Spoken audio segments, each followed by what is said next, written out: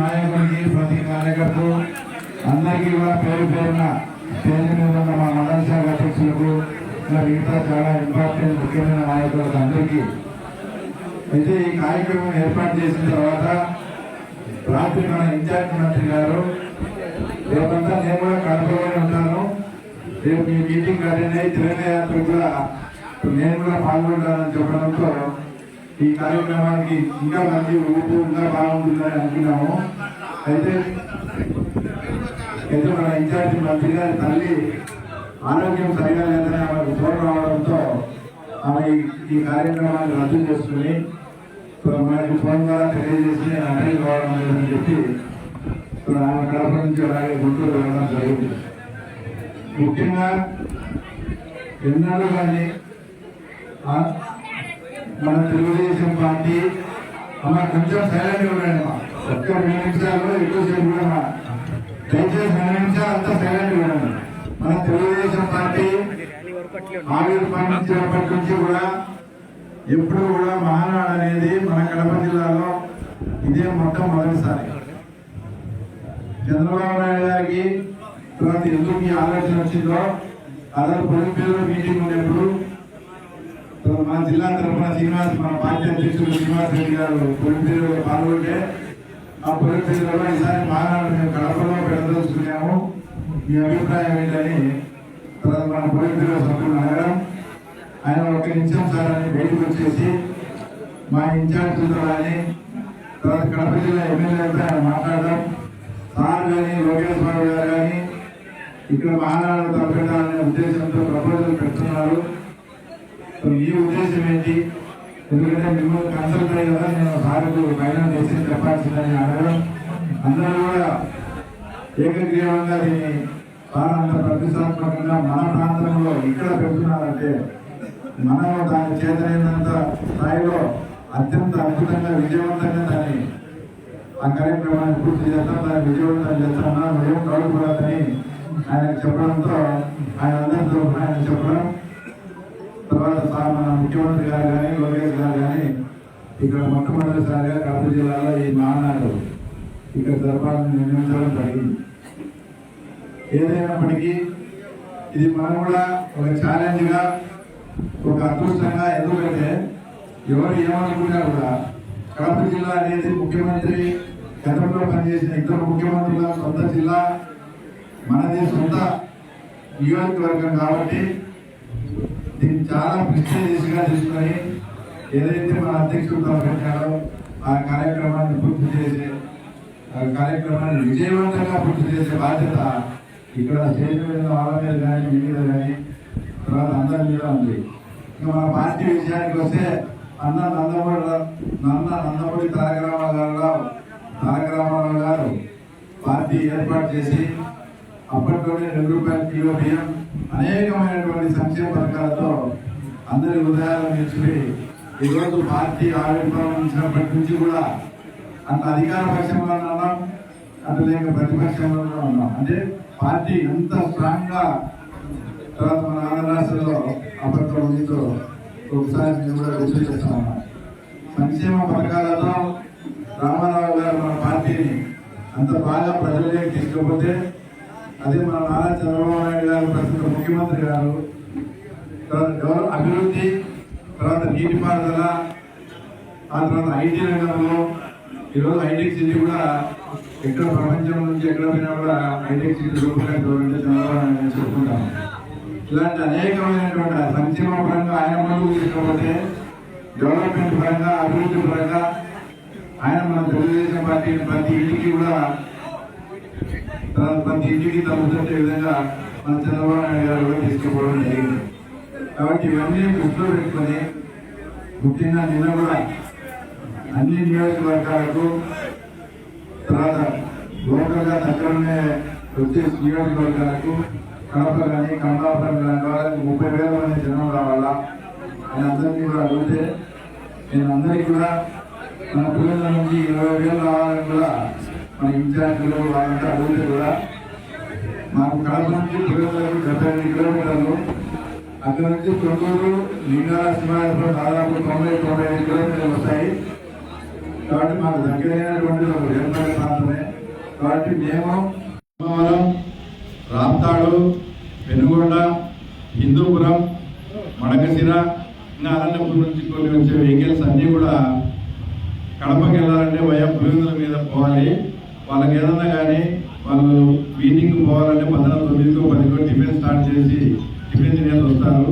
మధ్యాహ్నం భోజన సౌకర్యం ఏమైనా కల్పించాలని మన ఇన్ఛార్జ్ మంత్రి గారు అడిగితే అన్ని నియోజకవర్గాలకు అంటే మన చంద్రబాబు డాబా సర్కిల్ గారి నుంచి అటు సైడ్ ఎక్కడో చోట ఈ 10 నియోజకవర్గాలకు కూడా వాళ్ళందరికీ భోజనం ఏర్పాటు చేసేది కూడా నేను నిన్న మాటించి వచ్చాను. కాబట్టి మనందరికీ ఆ 2-3 రోజులు దాదాపు 10-12 నియోజకవర్గాలకు ఆ రోజు మనం భోజన సదుపాయం కూడా మనం అరేంజ్ చేస్తున్నాం. ఇది కూడా మన పార్టీ పరంగా గౌరవంగా కూడా భావించి అందరం కూడా ఆ రోజు ఇలా 1 గంట 2 వరకు మనం భోజన ఏర్పాట్లు అన్ని చూసుకొని కూడా మనం తర్వాత మీటింగ్ అటెండ్ కావాలి. కాబట్టి ప్రతి ఒక్కరు ఇది మన సొంత కార్యక్రమం మాదిరి అందరికీ మన మీద ఇంత బాధ్యత పెట్టారు. కాబట్టి మనం పులివెందులలో అందరికీ భోజన సౌకర్యం కూడా ఏర్పాటు చేస్తూ ఉన్నాం. తర్వాత చివరగా గవర్నమెంట్ వచ్చి 10-11 నెలలైంది, ఇంకా మన పనులు సరిగా కావడం లేదనేది బయటికి చెప్పకుండా కొందరు మనసులో ఉంది.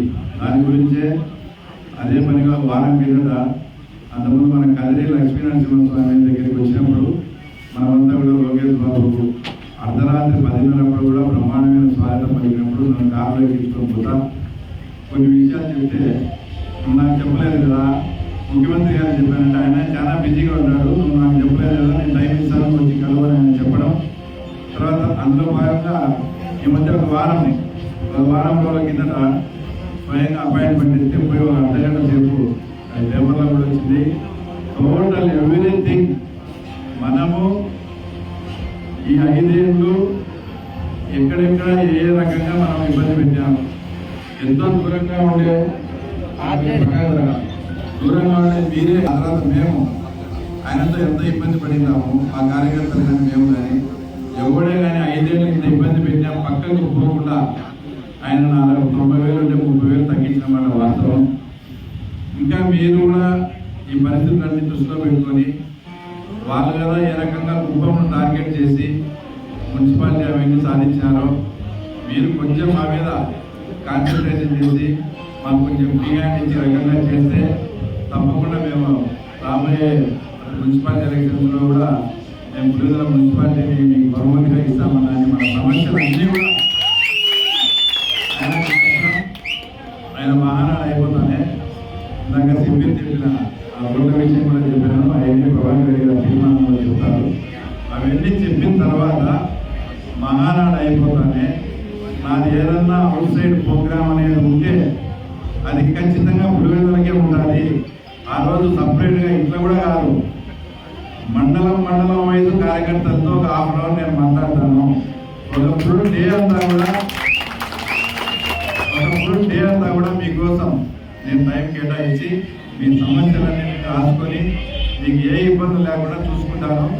మేము ఇంత దూరం ఆలోచన చేయలేదు, నువ్వు చెప్పినవన్నీ కూడా కార్యకర్తలు ఏ రకంగా ఇబ్బంది పడాలని నేను అవగాహన చేసుకొని మహానాడు అయిపోతానే ఫస్ట్ టూర్ ప్రోగ్రామ్ నేను పులివెందులో పెట్టుకొని మండలం వైజ్ కూడా అందరి కార్యకర్తలతో మమేకమై మాట్లాడి సమస్యలు తెలుసుకొని ఇక నుంచి ఏది రాకుండా ఏది వచ్చినా కూడా నా దృష్టికి తీసుకురండి, ఏం రాకుండా కూడా చూసుకునే బాధ్యత మంగళగిరిని ఏ విధంగా చూస్తారో పులివెందులు కూడా ఆ రకంగా చూసుకుంటారని లోకేష్ గారు మనకు మాట ఇవ్వడం కూడా జరిగింది.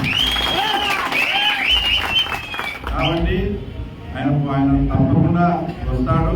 ఆ రోజు మన సమస్యలన్నీ చెప్పి ఇంకా సిస్టమేటిక్గా ముందుకు పోయి ఇన్ని చేసినా కూడా మనకు కూడా ఏంటంటే పైకి పోయినప్పుడు ఇంకోసాట పోయినప్పుడు అంటే బాధ అనేది ఉంటుంది. కానీ 11 మంది ఓన్లీ వైఎస్ఆర్ ఓడిపోతే ఆ 11 మందిలో కూడా మనం ఉన్నాం. అదొక్కటే ఎప్పుడన్నా చాలా బాధగా కూడా ఉంటుంది.